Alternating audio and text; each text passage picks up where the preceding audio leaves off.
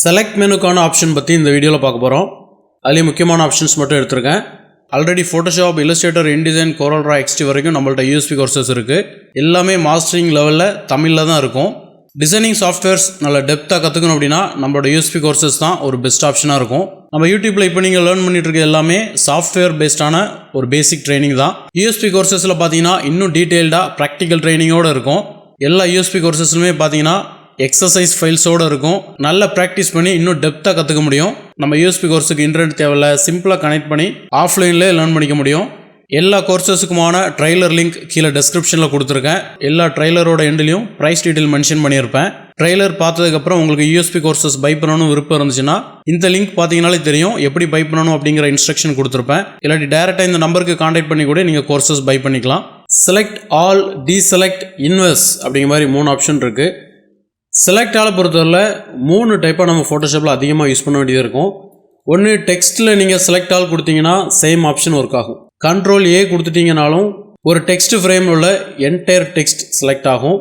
அப்புறம் லேயர் மெனுவில் அலைனில் பார்த்தோம், செலக்ட் ஆல் கொடுத்துட்டு நம்ம லேயர் வச்சு அலைன் பண்ணுற மாதிரி. 3வது ஒரு ஆப்ஷன் என்னென்னா செலக்ட் ஆல் கொடுத்துட்டு எடிட் மெனுவில் உள்ள காப்பி மெர்ஜ் யூஸ் பண்ணுறதுக்கு பார்த்தோம். அடிக்கடி செலக்ட் ஆல் ஆகும், நம்ம அப்போ டீசெலக்ட் பண்ணுற மாதிரி தான் மேக்ஸிமம் இருக்கும் ஃபோட்டோஷாப்பை பொறுத்தவரையில். ஸோ Ctrl+A கொடுத்தீங்கன்னா அந்த டாக்குமெண்ட் ஃபுல்லாக தான் செலக்ட் ஆகும்.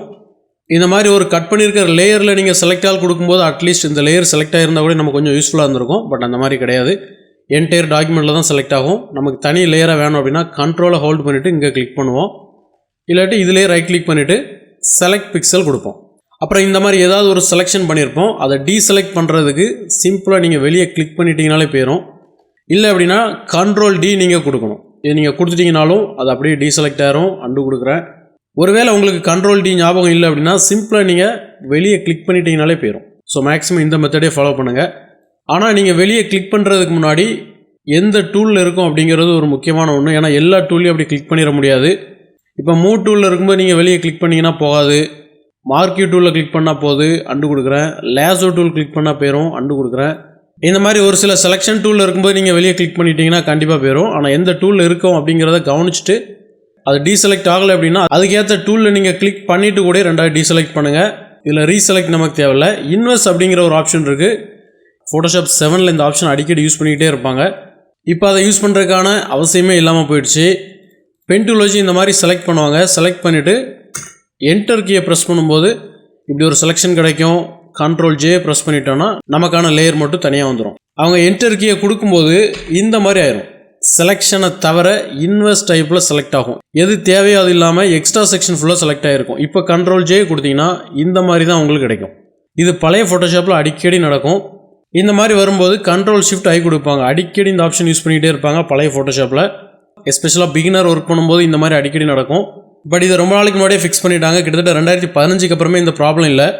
ஸோ ஒருவேளை செலெக்ஷன் ஏதாவது மாறி இருந்துச்சு அப்படின்னா Ctrl+Shift+I கொடுத்தாலும் சரி, இல்லைனா இந்த ஆப்ஷன் நீங்கள் கிளிக் பண்ணாலும் ஓகே. ஸோ இன்வெஸ்ட் கொடுத்துட்டீங்க அப்படின்னா அகைன் உங்களுக்கு எது தேவையோ அது மட்டும் இருக்கும். இப்போ நீங்கள் Ctrl+J ப்ரெஸ் பண்ணிங்கன்னா இந்த மாதிரி கிடைக்கும். ஸோ செலெக்ஷன் இன்வெஸ்ட்டாக வந்துச்சு அப்படின்னா இந்த ஆப்ஷன் யூஸ் பண்ணிக்கோங்க. அடுத்து all layers, deselect layers, find layers, isolate layers. இதில் நமக்கு இந்த ஐசோலேட் லேயர் மட்டும்தான் தேவை. அதுலேயும் எக்ஸாக்டாக என்ன ஆப்ஷன் அப்படிங்கிறத எக்ஸ்பிளைன் பண்ணிடுறேன். மற்றபடி இதில் எந்த ஆப்ஷனுமே தேவைப்படாது. நம்மள்ட்ட இவ்வளோ லேயர்ஸ் இருக்குது. செலக்ட் ஆல் லேயர்ஸ் கொடுத்தீங்கன்னா என்டையர் லேயர் செலக்ட் ஆகும், பேக்ரவுண்ட் லேயரை தவிர. இப்போ எதாவது நீங்கள் டெலிட் பண்ணோன்னா இப்படி டக்குன்னு டெலிட் பண்ணிக்கலாம். ஏன்னா பேக்ரவுண்ட் லேயர் நம்ம எப்போவுமே வச்சுருப்போம், ஆல்ரெடி நம்ம பார்த்துருக்கோம். மற்ற லேயர் எல்லாம் நீங்கள் டெலிட் பண்ணுறதா இருந்தாலும் சரி, இல்லை லாக் பண்ணுறதா இருந்தாலும் சரி, இல்லாட்டி குரூப் பண்ணுறதா இருந்தாலும் சரி, அந்த மாதிரி டைமில் இது உங்களுக்கு ஹெல்ப்ஃபுல்லாக இருக்கும். மற்றபடி இது ஒன்றும் பெரிய அளவில் தேவைப்படாது. ஸோ ஏதாவது ஒரு சுச்சுவேஷனில் எல்லா லேயரும் செலக்ட் பண்ண வேண்டிய தேவை இருந்துச்சு அப்படின்னா இந்த ஆப்ஷன் யூஸ் பண்ணுங்கள்.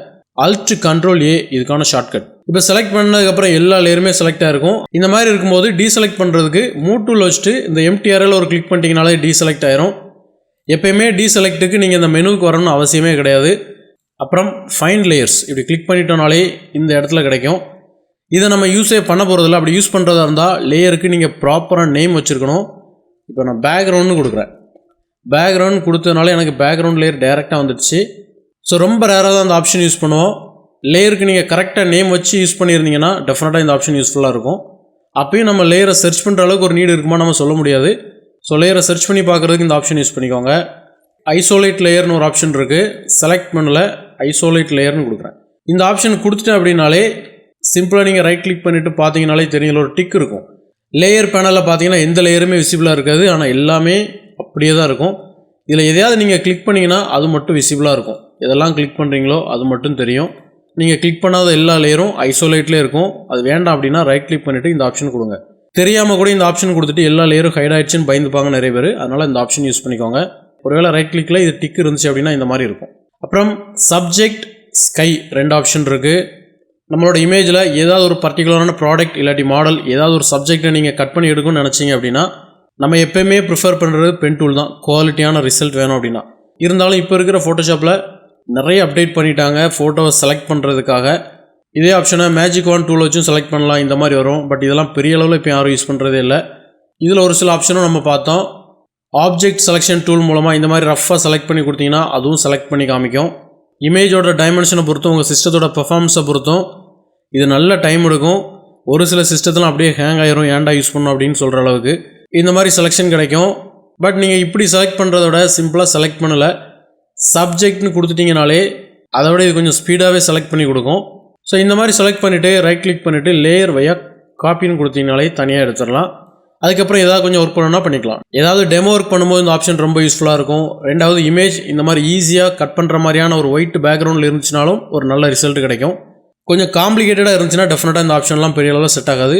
அப்போ பென் டூல் தான் நம்ம எடுக்கணும். அப்புறம் ஸ்கை, முன்னாடியெல்லாம் அந்த ஸ்கை மாதிரியான பேக்ரவுண்டை செலக்ட் பண்ணுறதுக்கு மேஜிக் ஒன் டூல் தான் யூஸ் பண்ணுவாங்க. இந்த மாதிரி அப்படியே ஒன்றா கிளிக் பண்ணுவாங்க. அது செலெக்ஷன் கொஞ்சம் எக்ஸ்டெண்ட் பண்ணோம் அப்படின்னா ஆட் டு செலெக்ஷன் கொடுத்துட்டு அகைன் இதில் இப்படியே கிளிக் பண்ணிகிட்டே இருப்பாங்க. அது நல்ல டைம் எடுக்கும், ரொம்ப அக்யூரேட்டாக செலக்ட் பண்ணணும்னு சொல்ல முடியாது. அதனால் ஸ்கையை மட்டும் செலக்ட் பண்ணுறதுக்குன்னு இதில் ஒரு ஆப்ஷன் இருக்குது. ஸ்கை அப்படின்னு கொடுத்தீங்கனாலே போதும் செலக்ட் மெனுவில் அது இந்த மாதிரி செலக்ட் பண்ணி தரும். அப்புறம் Ctrl+J நான் யூஸ் பண்ணுறேன், ஃபெதர் எதுவுமே யூஸ் பண்ணல. இப்போ இமேஜ் மெனுவில் அட்ஜஸ்ட்மெண்ட்டில் லெவல் கொடுக்குறேன், இந்த மாதிரி நல்ல டார்க் பண்ணுறேன். பிஃபோர் ஆஃப்டர் இதை நம்ம செலக்ட் பண்ணி எடுக்கிறதா இருந்தால் நல்ல டைம் எடுக்கும். இந்த டூல் கொஞ்சம் ஈஸியாகவே கொடுத்துரும். எட்ஜும் பார்த்தீங்கன்னா ஓரளவு ஃபினிஷிங்காக தான் இருக்கும், ஒன்றும் பெரிய அளவுக்கு வித்தியாசம் தெரியாது.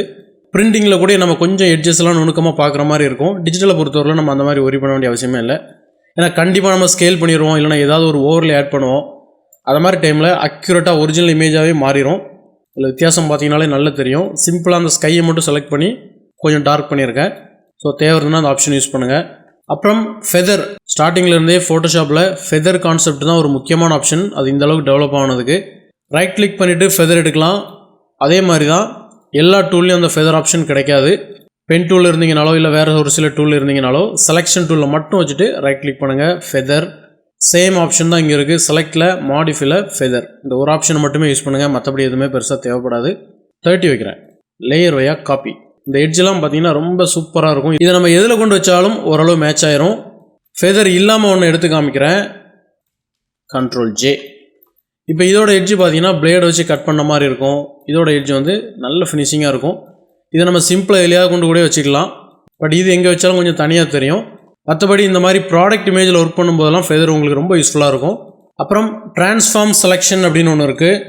இந்த மாதிரி நம்ம ஒரு செலெக்ஷன் பண்ணிவிட்டு ஒருவேளை அது சின்னதாக இருந்துச்சு அப்படின்னா Ctrl+T நீங்கள் கொடுத்து செலக்ட் பண்ணிங்கன்னா இந்த மாதிரி இமேஜ் கட்டாகவே பெருசாயிரும். நமக்கு செலெக்ஷன் மட்டும் பெருசு வேணும் அப்படின்னா செலக்ட் பண்ணுவில் ட்ரான்ஸ்ஃபார்ம் செலெக்ஷன் ஒன்று இருக்குது. இப்போ இதை நீங்கள் கொடுத்தீங்கன்னா செலெக்ஷன் மட்டும்தான் வரும், உள்ளே இருக்க இமேஜில் எந்த ஒரு சேஞ்சும் வராது. செலெக்ஷனை கொஞ்சம் பெருசு சின்னதாக பண்ண வேண்டியிருந்தால் இந்த ஆப்ஷன் யூஸ் பண்ணுங்கள். பட் ரொம்ப ரேராக தான் இந்த ஆப்ஷன் நம்ம யூஸ் பண்ணுவோம். இல்லை அப்படின்னா ஒரு சில செலெக்ஷன் டூலில் வச்சுட்டு கூட நீங்கள் ரைட் கிளிக் பண்ணி பார்த்தா தெரியும், ட்ரான்ஸ்ஃபார்ம் செலெக்ஷன். அப்புறம் பென் டூல் வச்சு நம்ம இந்த மாதிரி ஏதாவது ஒரு டஃப்பான செலெக்ஷன் கொடுத்துருப்போம், அந்த செலெக்ஷனை சேவ் கூட பண்ணி வச்சுக்கலாம். Ctrl+Enter கொடுத்துட்டு செலக்டில் சேவ் செலெக்ஷன் அப்படின்னு கொடுக்குறேன்.